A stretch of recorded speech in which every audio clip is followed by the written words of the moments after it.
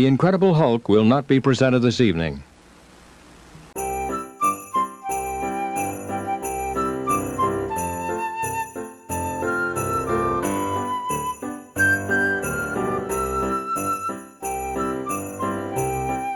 This was the stuff of legends. Some people thought this was a hoax, or something Weird Al made up. But it's real, and when I was a kid, I saw it when it first aired. The only time it ever aired. I was seriously into Star Wars, as was every other kid my age. Empire was still a couple of years away, and this was the fix I needed. And then it came on. My mom asked if this was Star Wars, and I was like, I don't know. My fanboy meter dropped a few bars that night. The toys didn't seem as much fun, the action figures were strange little creatures I felt like I didn't know anymore. But then Empire came out and I was back. George Lucas once said he would smash every copy of this with a hammer. We'll always have the Star Wars Holiday Special. We opened with stock footage. Alright, this is TV, so I get it. Wow, I didn't know they had cardboard in space. Han and Chewie are on the run, trying to get back to Chewie's home planet to celebrate Life Day, their version of Christmas, Thanksgiving, and every other holiday you get together with loved ones and get really drunk at. Hoy, they don't even have the right font. The Star Wars Holiday Special. Okay, let's do this. Let's do this. Starring Mark Hamill's action figure, Harrison Ford phoning it in, Carrie Fisher getting paid in Coke. Joke aside, I would watch 100 of these to bring my princess back. Anthony Daniels' soothing voice, Peter Mayhew as the OG Chewie, RC-D2 as R2-D2. Yeah, Kenny Baker dodged this bullet. James Earl Jones as the voice of the artist formerly known as Anakin Skywalker. This was before Empire, so we're not supposed to know that yet. And another minute of credits. There's some serious talent back here. We'll get into that later. Brought to you by General Motors. It's been 5 years since our last recall. We good now? We open on Kashyyyk, Gesundheit, where Wookiees live among the trees in massive matte paintings. This is Chewie's family at home. Life Day break just started, so Chewie's son Lumpy is out of school and bothering Grandpa. This is Itchy, Chewie's dad. This is Chewie's wife, Mala.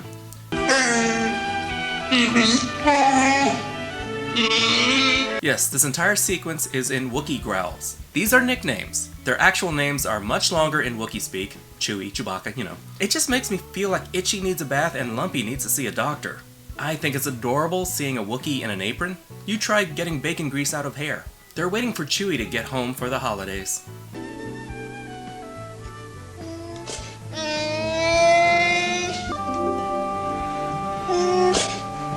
So, Chewbacca has a kid. You know what this means, right? It means at one time, at least once, Chewbacca had sex. It's weird to think about, right?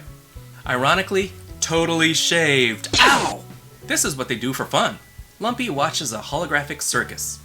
What do you expect on dial-up?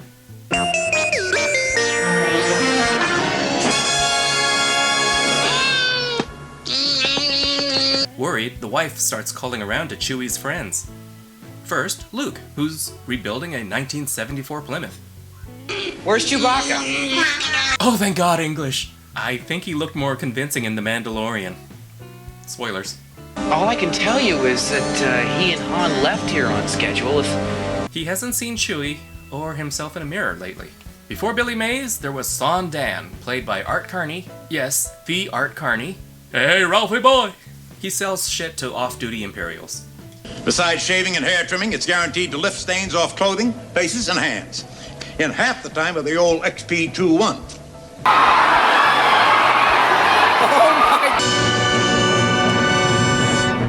Yes, Vader! I want the rebels located and identified, if it means searching every household in the system. And he's gone. We come back to Mala watching a cooking show starring the legendary Harvey Korman. Bam! Wait, this is Star Wars, so I guess it's... Stir, whip, beat, beat, stir, whip, stir, whip, whip, whip, stir, beat. We interrupt this cooking show with Han and Chewie flying through a stock footage storm. Say that again. The Empire has declared martial law. We're also not sure about your last election results. Hi, Itchy. Son comes bearing gifts. Brought you something special, shortstop. You want it? You got it. And now for the lovely lady of the house. Happy Life Day. Wookiee vibrators are serious business. You know how long Chewie's been away? Stir, whip, whip, whip, stir, wah! Itchy gets into VR before it was cool. I can feel my creation. We get a sultry music video by Diane Carroll, and Itchy gets scratched. TV limitations gave this program that low-budget sci-fi look that Star Wars broke away from in the first place. Didn't know Princess Leia and 3PO had day jobs, did you? I need to file those TPS reports. You mean they haven't arrived yet?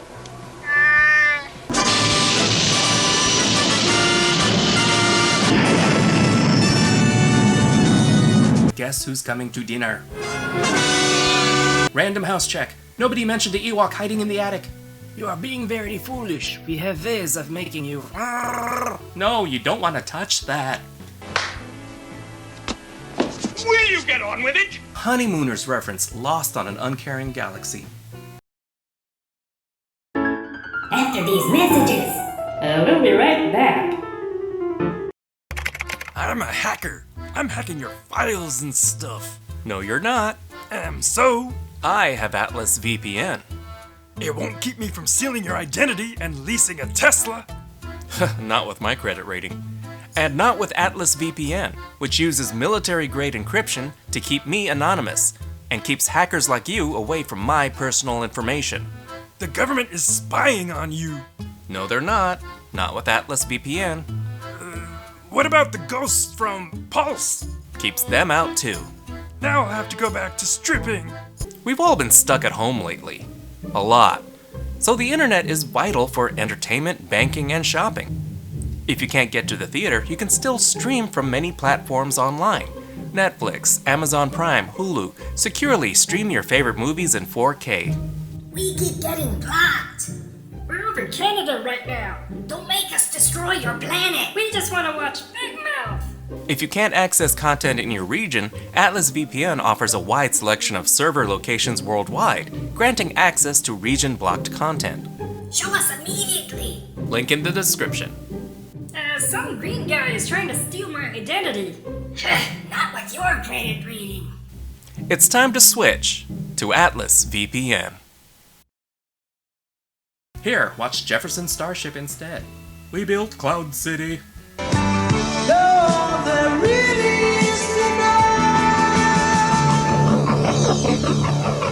As good a time as any to watch some cartoons. Take off the Insta-filter, you're freaking the kids out. The Falcon crash lands on this planet's uterine lining. Absorbent. This is usually regarded as the best part of the special, mainly because of the introduction of Boba Fett, who seems cool at first, but of course he's working for the Empire. Man, this animation is weird. Boba is exposed, but I'm not sure what his plan was anyway.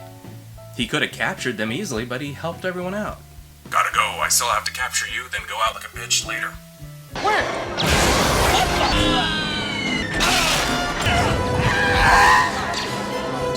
And then totally redeem myself and score my own spin-off. Next we get an instructional video on how to assemble Lumpy's present, which is a radio. This instruction cassette provided by the manufacturer. Again by Harvey Korman. Blue goes to blue, and so on. This goes on for 2 minutes. You have all this comedic talent. Let them be funny! Across the galaxy, the Mos Eisley Cantina is defying curfew. The bartender is played by B. Arthur. She's magnificent as usual. Well, of course we can talk. We are talking. You're not ordering, I'm not pouring, we are not drinking, we are talking. And Harvey Korman is back in his third role. What do you get, 3 paychecks? Easy on the booze. You don't want to see him throw up later. I just came in here for a drink, and I found a lot more. We are placing a curfew on the entire Tatooine system, effective immediately. The Empire shuts down the cantina. Lack of social distancing, and ironically, nobody is wearing a mask. Listen to this catchy tune on the way out. Just one more round, friend, then homeward bound, friend. I love B. Arthur. Hey, is that what a womp rat looks like? It is no bigger than an exhaust port.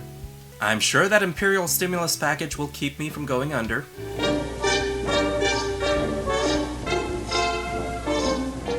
There is some serious talent on screen and behind the camera, but the total package seems disjointed. It's too serious for comedy, it's too light for action. The musical numbers aren't bad. Do they feel like they belong in Star Wars? Not really. It won't be the last ill-fitting musical number. A long time ago, Radio Shack was still in business in a galaxy far, far away. Return to base. Lumpy tricks the bad guys into going home. Return to base. Return to base. Message received and obeyed. We leave at once. You stay behind because you're clumsy. Return to base. Return to base. Return to base. And another youngling bites the dust. Just kidding, Daddy's home. This is network TV, so we can't actually have our heroes do anything too violent. Whoops, told you he was clumsy. Let it snow, let it snow, let it snow.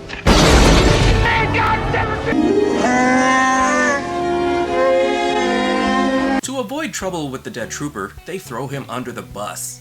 As soon as they had gone, he packed a lot of food from this house and he robbed me blind. Then he took off for the hills. Oh boy, they're gonna kill his entire family. Happy Life Day! I feel like Art Carney, B. Arthur, and Harvey Korman are meant to appeal to the parents. Kind of ironic these days, right? It's structured like a variety show with skits, music, dancing, and comedy. It still doesn't quite feel like Star Wars. I like that they brought in people who are actually involved in Star Wars. No matter how small the part, the Star Wars characters are the draw. But we mainly focus on Chewie's family and a group of new characters, some having nothing to do with the main story. I didn't care at the time, it was Star Wars. And even Stan Winston designed the Wookiees. And I love Harvey Korman. I grew up on the Carol Burnett show, and he was top-notch in Blazing Saddles. Anyway, back to Life Day finally getting off the ground. I'm just a Wookiee, nobody loves me. I'm not sure what's happening, but I'm sure it's tradition. No! Don't look at the light! I can't help it. It's so beautiful. Oh my god, it's Wookiee Eyes Wide Shut. It's a Wookiee get-together, yet everyone just invites themselves over. Did you at least bring over a space casserole? We know who brought the liquor. We celebrate a day of peace. Say what you will about the song, she's got the pipes. Let's wrap it up with some shots of the movie that launched this. Yeah, they totally ate that dead stormtrooper.